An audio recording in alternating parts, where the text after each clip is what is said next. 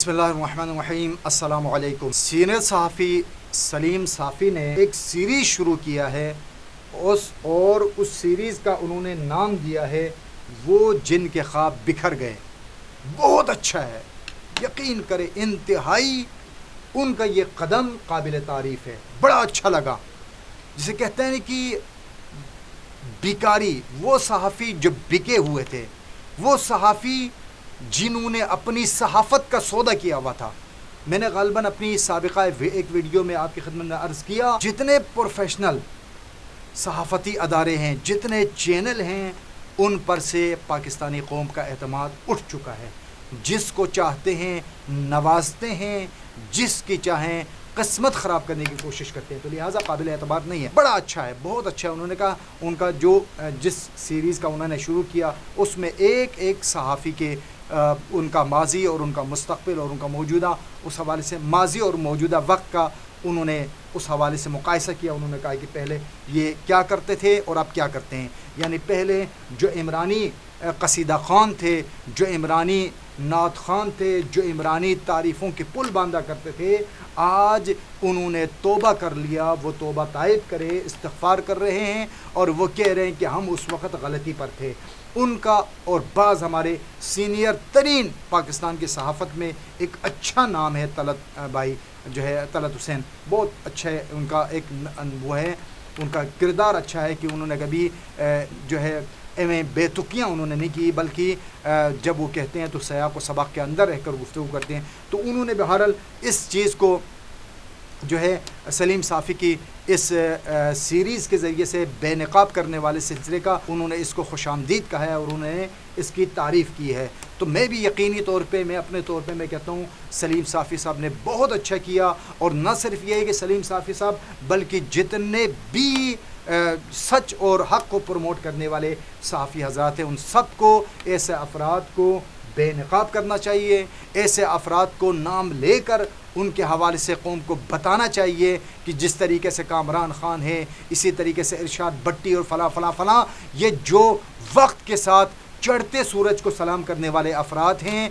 और अल्लाह जाने, बकौल तलत भाई बयान करते हैं कि हो सकता है जिस तरीके से उस वक़्त इमरानी मीडिया चलाने के लिए इनको लिख के पर्ची दी जाती थी कि आपने ये चलाना है, हो सकता है अब तब्दीली के साथ साथ उनको ये ऑर्डर हो कि अब आपने इमरान के ख़िलाफ़ जो है वो आपने अपनी सहाफ़त चलानी है और चमकानी है। तो बहरहाल वो तौबा ताइब होने वाले अफराद की उन्होंने बाकायदा एक सीरीज़ शुरू कर दी है और उन्होंने हर एक का वो जिनके ख्वाब बिखर गए, उन्होंने एक सिलसिला शुरू किया। बहरहाल एक बड़ी तब्दीली का आगाज़ हो रहा है। यानी यह खुलासा जो मैं आज आपकी खिदमत में अर्ज़ करने जा रहा हूँ, खुलासा जो कर रहा हूँ, बहुत बड़े पैमाने पे तब्दीलियों का आगाज़ हो रहा है, जिसमें से आपको शायद अब बड़ी बड़ी चीज़ें आपके सामने आएंगी।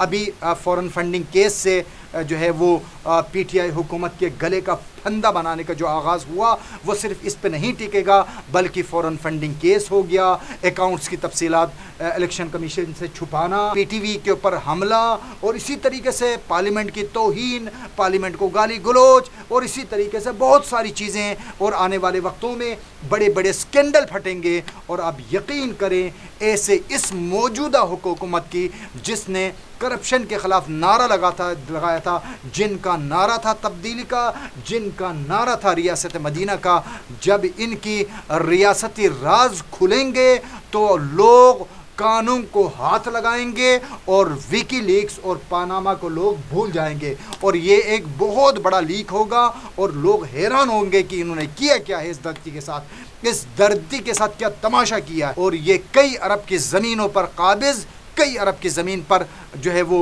अपनी सल्तनत बिछा के सुकून से बैठे हुए हैं। ये आपकी बनी गाला की इतनी बड़ी प्रॉपर्टी है जो अवाम की है, जो वफाक की है। अभी ताज़ा तरीन इस्लामाबाद हाई कोर्ट के चीफ जस्टिस अतर मिनल्लाह साहब का जो फ़ैसला है, इंशाअल्लाह खुदा से दुआ है उस फ़ैसले का असर तमाम जो अफराद है, ہر شخص کے اوپر اس کا فیصلہ ہو، ہر شخص پر وہ نافذ العمل ہو، اور اس طریقے سے وفاق کی زمین سے کوئی بندہ گھاس کاٹ نہ سکے، بلکہ یہ وفاق کی سرزمین رہے اور یہ قوم کی جاگیر کے طور پر نسل در نسل جاری رہے۔ تو بہرحال جو ظلم کی زمین پہ رہتے ہیں ان سے انصاف کی توقع ناممکن ہے۔ بہرحال یہ بڑے بڑے اسکینڈل پھٹیں گے، بڑے بڑے راز کھلیں گے، اور بڑے بڑے ان کے لیے زنجیریں بنیں گی۔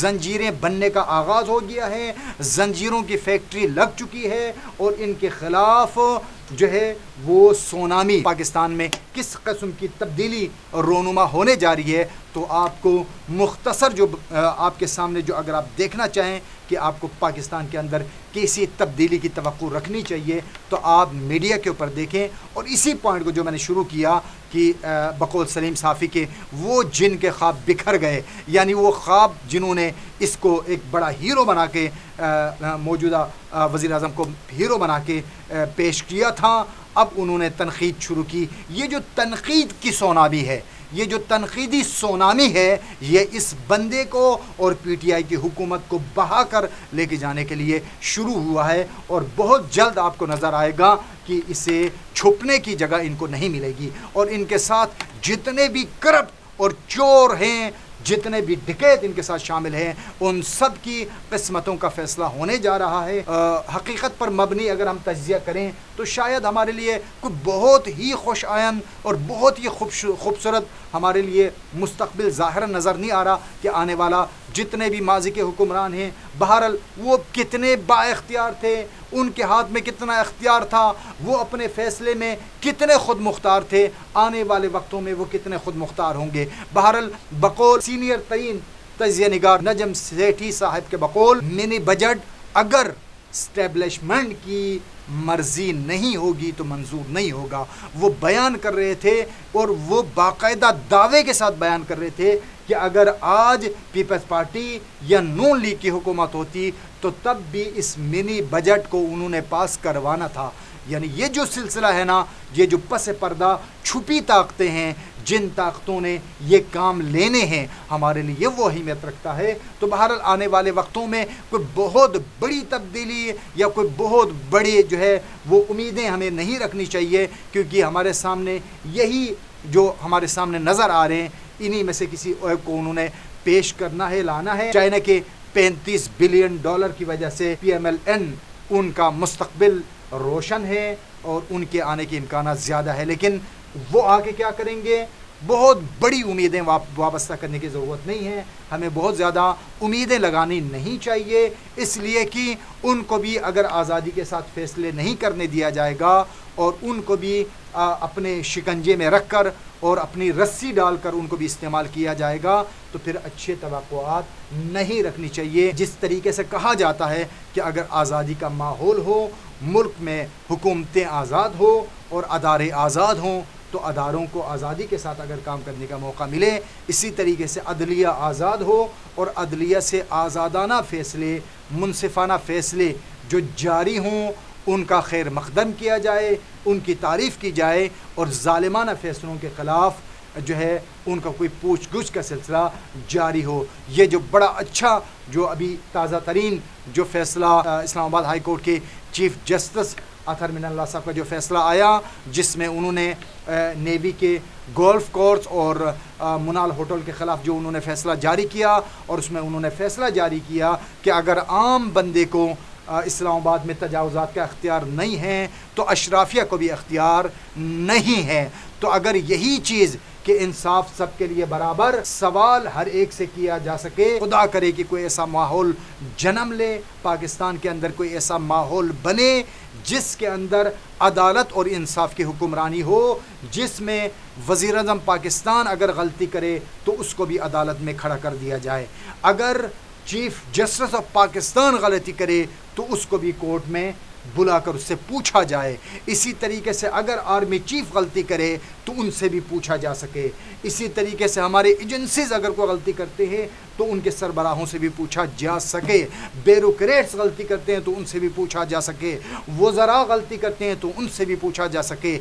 سیکٹریز غلطی کرتے ہیں تو ان سے بھی پوچھا جا سکے. اگر نیب کا چیئرمین غلطی کرتا ہے تو اس سے بھی پوچھا جا سکے. اسی طریقے سے اگر ایف آئی اے کا ڈائریکٹر غلطی کرتا ہے تو ان سب سے اگر سب کو پتہ ہوگا کہ ہم سے سوال ہوگا, ہم سے پوچھا جائے گا, تو تب یہ پاکستان کی قسمت میں تبدیلی کا آغاز ہو سکتا ہے. خدا سے دعا کرتے ہیں کہ اسلام آباد ہائی کورٹ کا تازہ ترین فیصلہ پاکستان کی مستقبل کی نوید سنا رہا ہے. امید کرتے ہیں کہ پاکستان کا مستقبل روشن ہے. پاکستان کے آنے والے وقتوں میں انصاف سب کو ملے گا. پاکستان زندہ باد.